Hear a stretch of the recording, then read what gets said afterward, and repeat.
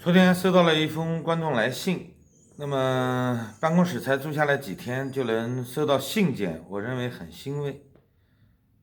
这封信呢是一个打印的，那么手写了几行啊，它主要的宗旨是想让我在视频中提一下，美国今年延长了3个月的报税期，大家都知道是因为疫情的原因。那么他希望我呼吁一下华人，在美国有工卡、有社安号、居住时间超过183天的，有收入那就需要报税，没有收入的可能也需要零申报。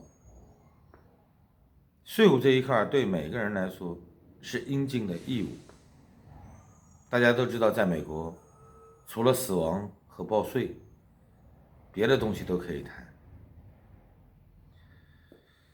其实我呢，2月份就已经报完了。我觉得他的提议很对，虽然政府延长了3个月的报税期，但是作为一个新移民或者是已经规划为美国公民的，这是一个公民义务，没有必要为了3个月的利息而拖延报税。正常情况，你的申报都是由税务师来完成的，尤其是对新移民。如果你自己能申报，那么也只是给国税局寄一封信而已。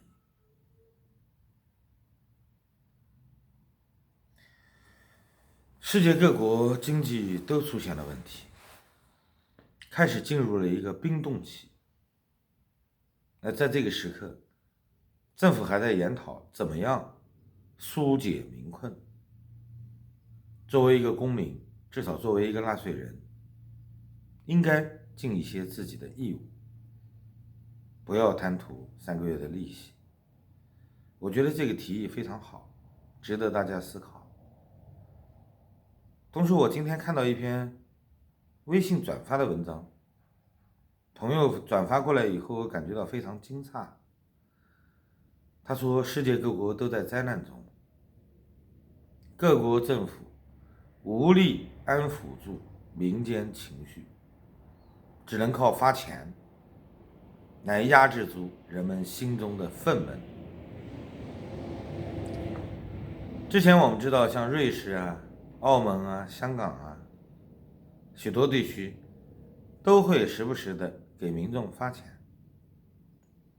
现在我们看到越来越多的国家给民众发钱，它不是拉动经济，它最终的目的是为了减轻民众因为待在家里而导致的收入减少。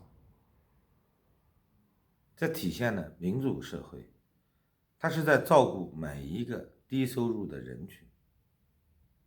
各个国家在发放的过程中，其实政策是不一样的，但宗旨是一致的。对高收入的人群，帮助的措施更多的是引导和政策；对低收入的、对小企业，这个帮助是实实在在的。它减少了许多因为疫情而关张的这些小企业或者小时工、零工，帮助了他们有一个基本的收入保障。这仅仅是为了平民愤吗？其实我认为更多的这是政府的工作，这就跟救灾是一样的。这次我们看到的疫情，在全世界的范围内都发生了。按照世界卫生组织的宣告，它是一个大流行病。我们看到现在正在隔离中的默克尔，他曾经说过一句话，依照德国医学专家的推测，全球大概有60%以上的人会被感染，而且到目前为止没有疫苗。今天我们看到从国内来的消息，或者是国外能够看到的消息，都在告诉我们，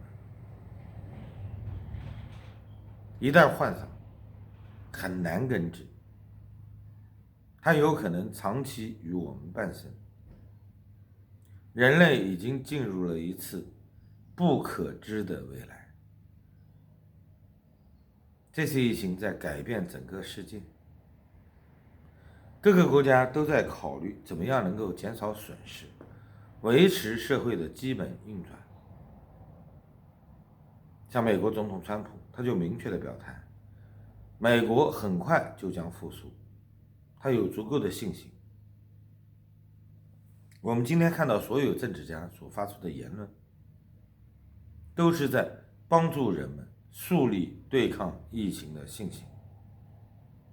就像罗斯福说的一样，我们要面对的最大的恐惧是恐惧本身。人类的历史已经有几千年了，有记载以来，人类遭遇过无数次的大的疫情。我们顽强地生活在这个世界上，与病毒伴生着。这次疫情爆发出来一个令人很惊讶的信息：许多卫生设施不是很健全的国家，跟医疗措施非常先进的国家，死亡率都很低。譬如印度，比如以色列，这都是代表。而恰恰有许多生活在城市的人，因为抵抗力比较差，大家都处于忙碌的状态，在亚健康的状态中，他们的感染率、致死率相对都很高。意大利昨天公布的数据，死亡率已经达到10%以上，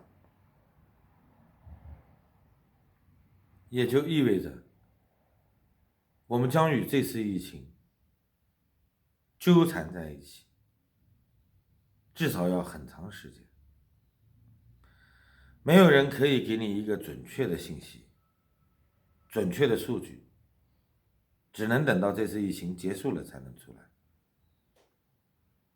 祝大家都能好运，再见。